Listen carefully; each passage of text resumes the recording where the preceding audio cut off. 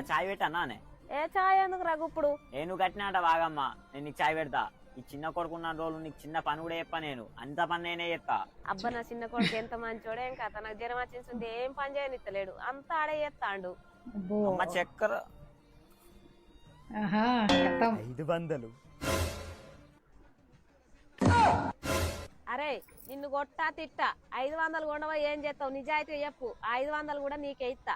అమ్మ ఇగో ఈ 500 కొండ పోయి ఒక 2 బీర్లు తాగొచ్చాను, కాక బాగా రోజులు అవుతాను, ప్లీజే. సరే పో. సరే. అరే బీర్లకు ఉన్నాయి కానీ మరి స్టప్పుకు లేవు కదా. అమ్మ మూడు మంచిగానే ఉన్నట్టున్నది, స్టప్పు కూడా పైసలు అడుగుతుంది. అమ్మ బీర్ తాగడానికి పైసలు ఉన్నాయి కానీ స్టప్పుకు పైసలు లేవు, ఒక 100 రూపాయలు ఇస్తావానే? నీకు గిట అడిగితే ఇక కిందేం చూస్తానవమ్మా?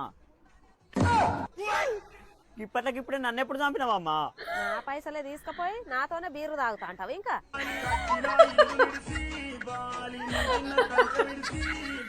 అట్లుంటే తెలంగాణ పంపిస్తావు, చాలా డేంజర్.